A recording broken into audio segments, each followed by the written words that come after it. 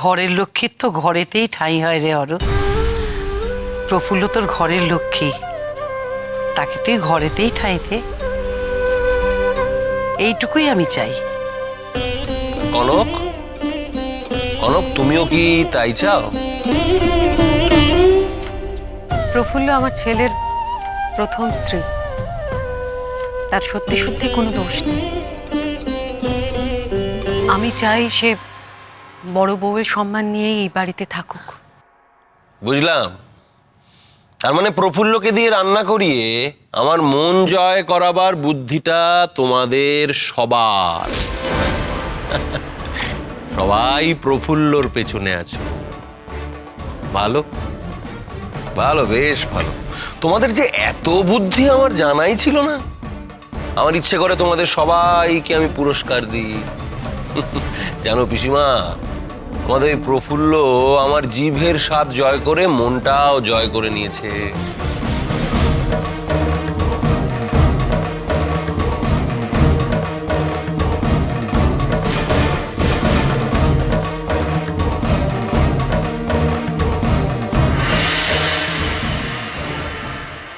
এসব কি বলছেন বাবা মশাই?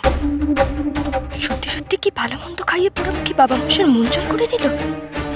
না না, এ হতে পারে না। আর কারোর কিছু বলার আছে? আমার কিছু বলার আছে বাবা মশাই।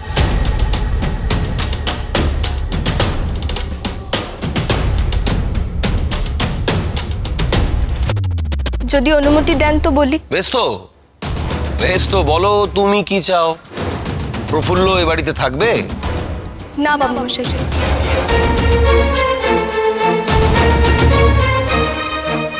আমি চাই না এ মেয়ে এ বাড়িতে থাকুক।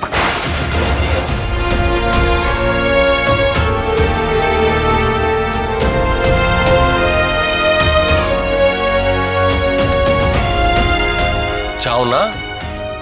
কেন চাও না নয়ন বউ?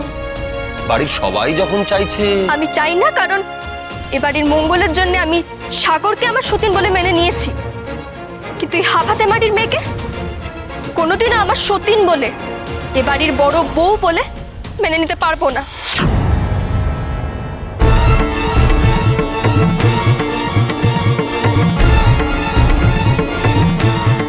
তুমি থামবে?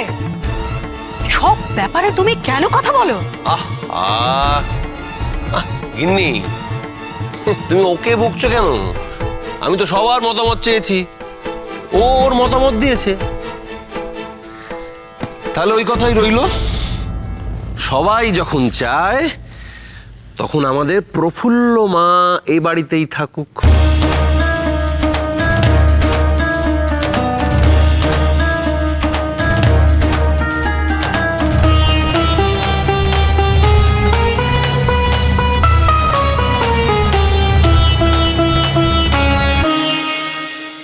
এবার আমি তোমাদের সবাইকে পুরস্কার দেব তোমাদের এই বুদ্ধির জন্য। আমার আর কোনো পুরস্কার চাই না রে, আমাদের কোনো পুরস্কার চাই না। তুই যে আমাদের প্রফুল্লকে মেনে নিয়েছিস, এটাই আমাদের কাছে সব থেকে বড় পুরস্কার, সব থেকে বড়।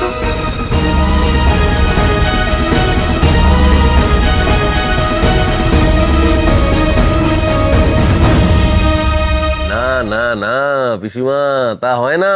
আমি আরো বড় পুরস্কার দিতে চাই।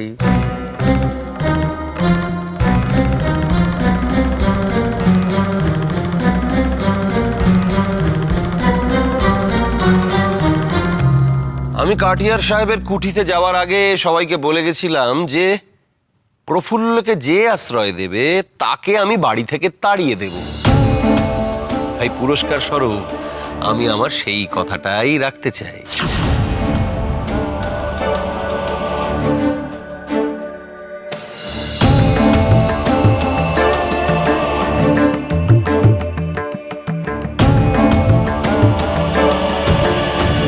যেহেতু তোমরা আমার আদেশ না মেনে প্রফুল্লকে আশ্রয় দিয়েছো, তাকে দিয়ে রান্না করিয়েছো, এমনকি সেই রান্না আমাকে খাইয়েওছো, তাই তার পুরস্কার স্বরূপ তোমাদের সবাইকে এই বাড়ি ছেড়ে বেরিয়ে যেতে হবে।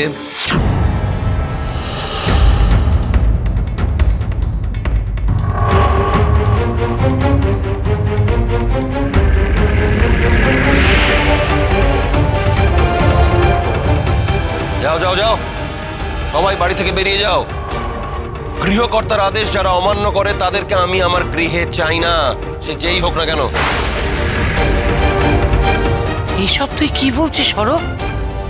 কেন, কি বলছি তুমি শুনতে পাওনি পিসিমা? কানে ঢোকেনি তোমার?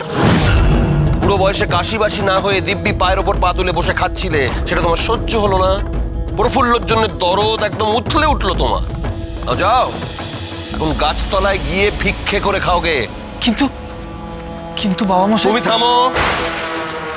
তুমি একবার নয় বারবার আমার আদেশ অমান্য করেছো। এই তোমার পিতৃভক্তি? হ্যাঁ, না না, তোমার ওই দেখনদারিতে আমি আর ভুলছি না। এবার তুমিও তোমার পথ বুঝে নাও।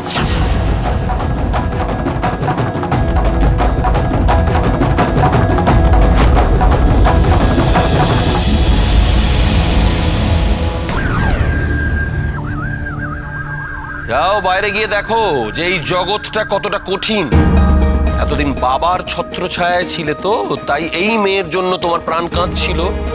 এখন যখন পেটে টান পড়বে তখন দেখবো তোমার এত টান কোথায় থাকে। দোহাই আপনার, আমি আপনার ভাই পড়ছি, আপনি আপনি আপনার আদেশ ফিরিয়ে নিন। আমরা সকলে তো আপনার নিজের লোক, কেউ তো পর নই, বলুন। তুমি ছাড়ো। তোমার মতো অবাধ্য স্ত্রী থাকার চেয়ে বিপত্নিক থাকাটা আমি ভালো মনে করি।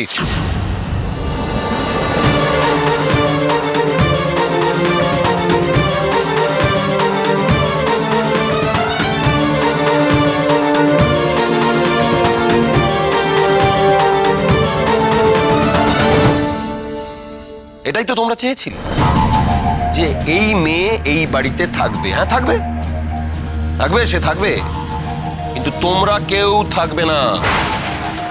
এটাই আমার সিদ্ধান্ত, আর এই সিদ্ধান্তই হলো তোমাদের পুরস্কার।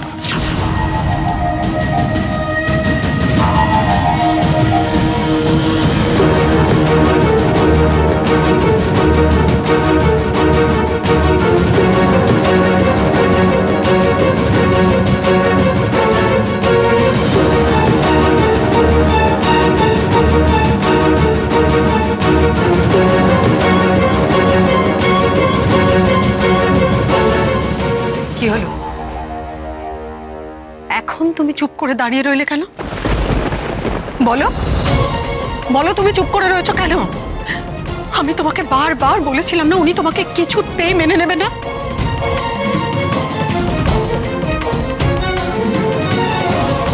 তুমি আমার কথা শুনলে না। এখন এই সময় পিসিমা, ছেলে, ছেলের বউ, এদের সবাইকে নিয়ে তো আমাদের পথে দাঁড়াতে হবে, তাই না?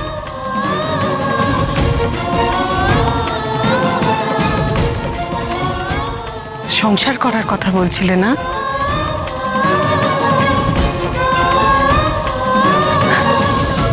এই সংসারটাই যদি না থাকে তাহলে তাহলে কাকে নিয়ে তুমি সংসার করবে? এই মুখ পুটিটার জন্য আজকে বাড়িতে সবার এত অশান্তি। ওই অপয়া মেয়েটার জন্য আজকে সবাইকে বাড়ির ছাদ হারাতে হচ্ছে।